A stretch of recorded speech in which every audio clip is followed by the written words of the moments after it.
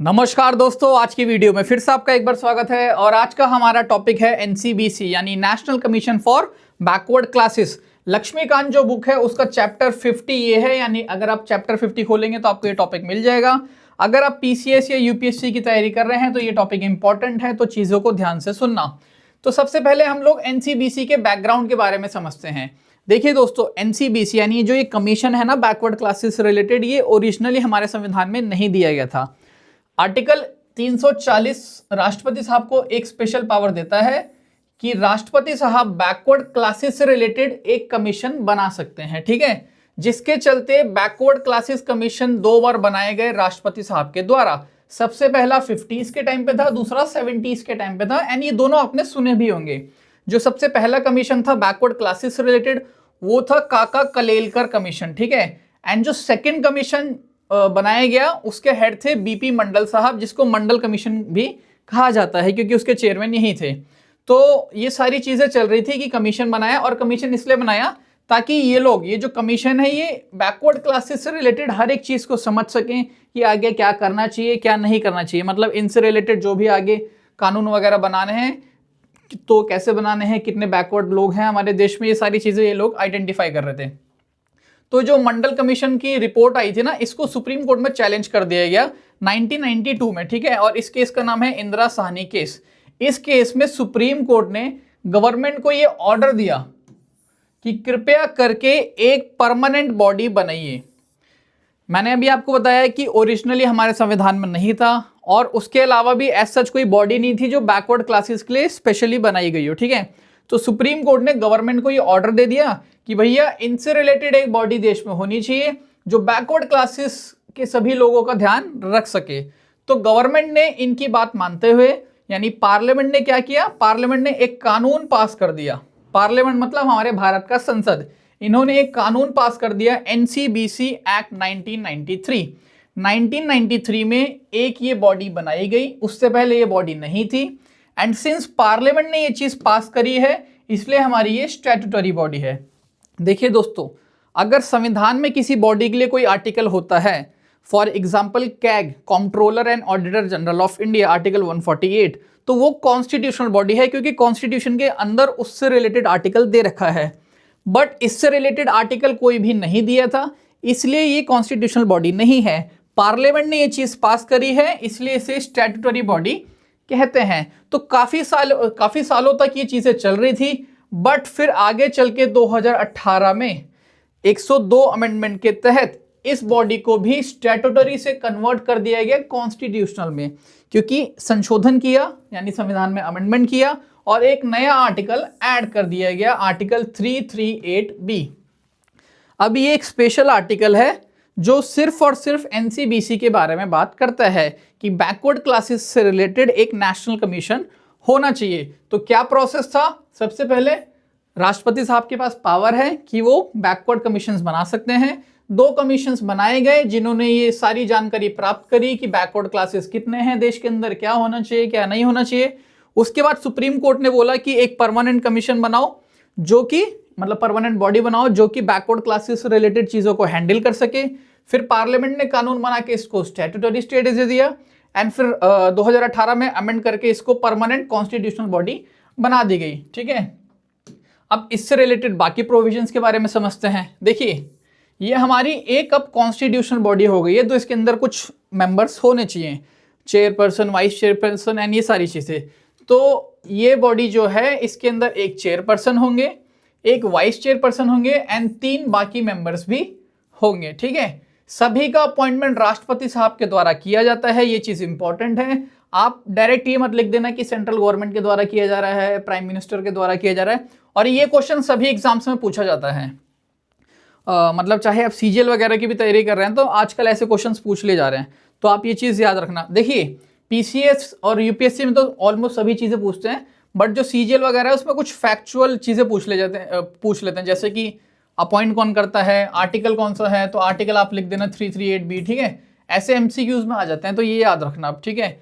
उसके बाद इसमें क्या है कि इनकी जो भी जॉब की कंडीशंस वगैरह है, टेन्योर वगैरह यानी कितने सालों तक ये पद पे रहेंगे, ये सभी चीजें कौन डिसाइड करेगा, राष्ट्रपति साहब करेंगे। जिसके चलते राष्ट्रपति साहब ने अभी के लिए क्या फिक्स कर रखा है, 3 साल। यानी चेयरपर्सन, वाइस चेयरपर्सन एंड जितने भी 3 मेंबर्स हैं, ये सभी लोग अपने पद पे 3 सालों के लिए रहेंगे। फिर एक सबसे इंपॉर्टेंट पॉइंट है दोस्तों, not eligible for appointment for more than 2 terms. ठीक है, इसका मतलब क्या हुआ कि जो भी मेंबर, चेयरपर्सन ये लोग हैं, मान लीजिए ये रिटायर हो गए 3 सालों के बाद, ठीक है, तो इनको दोबारा से इस बॉडी का पार्ट बनाया जा सकता है। बट 2 बार अगर ये इसका पार्ट बन गए तो तीसरी बार इनको इसका हिस्सा नहीं बनाया जाएगा। मतलब ऐसा नहीं है कि बार बार एक ही मेंबर को इसका पार्ट बनाया जा रहा है। ठीक है, फिर नेक्स्ट है हमारा इसके फंक्शंस। अब समझते हैं इसके फंक्शंस के बारे में कि क्या क्या इसके इंपॉर्टेंट फंक्शंस हैं, एंड ये एग्जाम्स में लिखने होते हैं अगर आप कोई रिटन एग्जाम की तैयारी कर रहे हैं, जैसे पीसीएस मेंस, यूपीएससी मेंस। ठीक है, तो सबसे इंपॉर्टेंट पॉइंट क्या है कि जितने भी हमारे संविधान के अंदर या जितने भी कोई पार्लियामेंट के कानून है, कोई भी कॉन्स्टिट्यूशनल सेफगार्ड दे रखा है बैकवर्ड क्लासेस से रिलेटेड।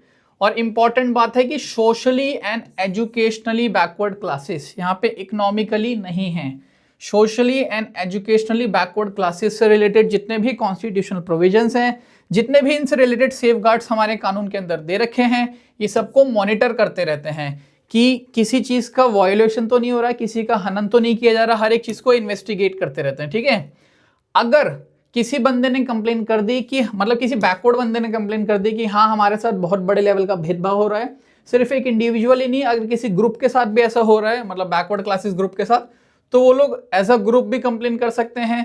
फिर उस स्पेसिफिक कंप्लेन को भी ये कमीशन क्या करता है, इंक्वायर करता है, उसको इन्वेस्टिगेट करता है, एंड जितने भी उनके अधिकार वगैरह है उनकी रक्षा करता है, आप कह सकते हैं। ठीक है, और एक और इम्पॉर्टेंट पॉइंट है, इसके बारे में आपको भी दोबारा बताऊंगा, जो ये वाला पॉइंट है कि ये लोग ना राष्ट्रपति साहब को एक रिपोर्ट तैयार करके देते हैं, यूजुअली एनुअल बेसिस पे।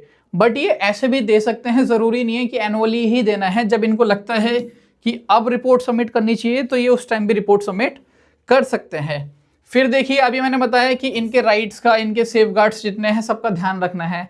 प्लस ऐसा नहीं देखना है कि सिर्फ इनका मतलब जो इन पे है उसका हनन हो रहा है तो ही चेक करना है, ये भी देखना है कि इन लोगों का डेवलपमेंट किया जा सकता है कि नहीं किया जा सकता। मतलब कैसे कर सकते हैं, सोशो इकोनॉमिक डेवलपमेंट, यानी कि जो लोग पिछड़े हुए हैं, जो बैकवर्ड क्लासेस के हैं, उनको भी आगे, उनका भी देखो, जैसे हम लोगों का डेवलपमेंट होना चाहिए, ऐसे बैकवर्ड क्लासेस वालों का भी होना चाहिए। तो एक तरह से आप कह सकते हैं ये जो कमीशन है ये इस चीज का भी ध्यान रखता है कि ऐसे लोगों का भी डेवलपमेंट हो सके, एंड टाइम टू टाइम ये सारी चीजें, इनकी जो भी प्रोग्रेस वगैरह हो रही है उनको भी इवेलुएट करते रहते हैं। फिर इसमें एक और पॉइंट है कि गवर्नमेंट को ये लोग रेकमेंड करते हैं कि इनसे रिलेटेड क्या क्या चीजें होनी चाहिए देश के अंदर या किसी राज्य के अंदर, यानी कोई भी कानून बनाया जा रहा है गवर्नमेंट के द्वारा या फिर कोई भी ऐसी इंपॉर्टेंट बात है तो ये गवर्नमेंट को रिकमेंड करते हैं। ठीक है, ताकि एक तरह से जो मैंने अभी बताया ना, इनके जितने भी सेफगार्ड्स वगैरह कॉन्स्टिट्यूशन में दे रखे हैं, किसी का वायोलेशन ना हो सके, इन सभी का सोशो इकोनॉमिक डेवलपमेंट हो सके, एंड सो ऑन।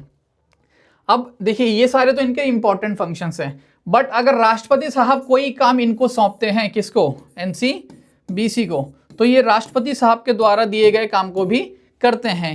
राष्ट्रपति साहब इनके फंक्शंस को एक तरह से बढ़ा सकते हैं, आप कह सकते हैं। फिर नेक्स्ट पॉइंट है कि इनके पास पावर क्या क्या है।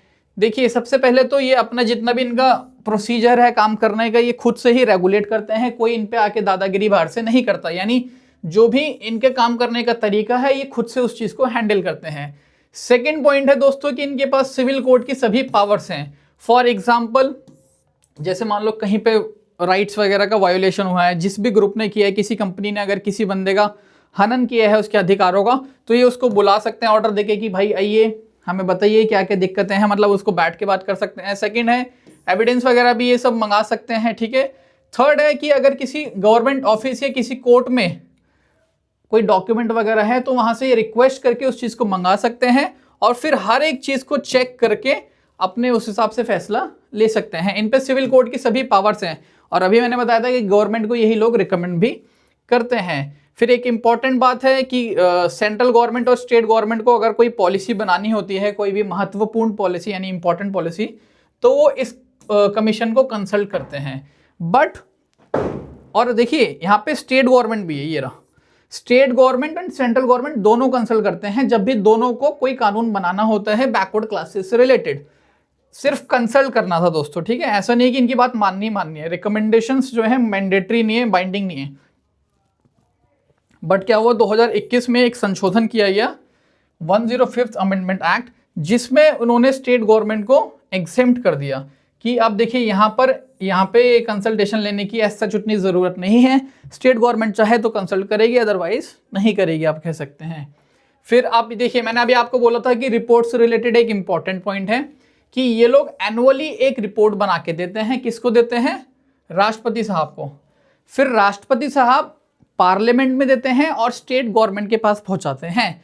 अगर वो पार्लियामेंट में देते हैं तो उनको एक चीज और बतानी होती है कि एनसीबीसी ने जो भी रिकमेंडेशंस दिए थे, गवर्नमेंट ने कौन कौन सी बात उनकी मानी है, कौन कौन से एक्शंस लिए हैं, यानी एक्शंस टेकन, एंड कौन कौन सी बात है जो नहीं मानी। जो नहीं मानी वो भी बताना है रीजन के साथ कि आपने कमीशन की बात क्यों नहीं मानी। यानी पार्लियामेंट में प्रेसिडेंट साहब उस रिपोर्ट को भेज देते हैं। अगर किसी स्टेट गवर्नमेंट से रिलेटेड कोई बात आती है तो अगर किसी स्टेट गवर्नमेंट से रिलेटेड कोई बात आती है तो राष्ट्रपति साहब स्टेट गवर्नमेंट को डायरेक्टली वो रिपोर्ट भेजते हैं, गवर्नर को नहीं भेजते। जब हमने एनसीएससी और एनसीएसटी के बारे में पढ़ा था, ठीक है, उसमें क्या था कि स्टेट से रिलेटेड कोई रिपोर्ट होती थी तो राष्ट्रपति साहब पहले गवर्नर को भेजते थे, यानी राज्यपाल को भेजते थे, और राज्यपाल उसको स्टेट विधानसभा में प्रस्तुत करते थे गवर्नमेंट के थ्रू। बट इसमें क्या है कि प्रेसिडेंट साहब डायरेक्टली स्टेट गवर्नमेंट को भेजते हैं। इंपॉर्टेंट पॉइंट है दोस्तों, इसको प्लीज याद रखना। ये कई बार कंफ्यूज करने के लिए एमसीक्यू में दे दिया जाता है। यहाँ पे ये गवर्नमेंट को डायरेक्टली भेज रहे हैं, गवर्नर का कोई भी रोल नहीं है। बात अगर एनसीबीसी की है तो गवर्नर का रोल नहीं है, स्टेट गवर्नमेंट को डायरेक्टली भेजते हैं। एनसीएसटी और एनसीएससी के बारे में जब बात आती थी तो पहले गवर्नर के पास रिपोर्ट जाती थी, फिर स्टेट विधानसभा में जाती थी। और यहाँ पे भी वही है, जो स्टेट गवर्नमेंट है वो स्टेट की विधानसभा में वो सारे जो भी इनके पॉइंट्स है, जो भी इनके कमीशन की रिपोर्ट है उसको प्रस्तुत करती है। फिर जो भी इन्होंने एक्शंस लिए हैं वो बताते हैं, जो एक्शंस नहीं लिए उसका भी जस्टिफिकेशन, रीजन वगैरह देना होता है कि एक्शन क्यों नहीं लिए, ठीक है। तो उम्मीद करता हूं दोस्तों आपको एनसीबीसी समझ आ गया होगा, और एनसीएससी और एनसीएसटी हमने लास्ट वीडियो में किया ही था। और अब थोड़ी मैं कोशिश करूंगा टाइमली वीडियो बनाने की, काफ़ी दिनों से बना नहीं पा रहा था। तो अगर आपका कोई डाउट रह गया हो तो आप कमेंट में पूछ सकते हैं। वीडियो पसंद आई तो शेयर ज़रूर करें। बहुत बहुत धन्यवाद।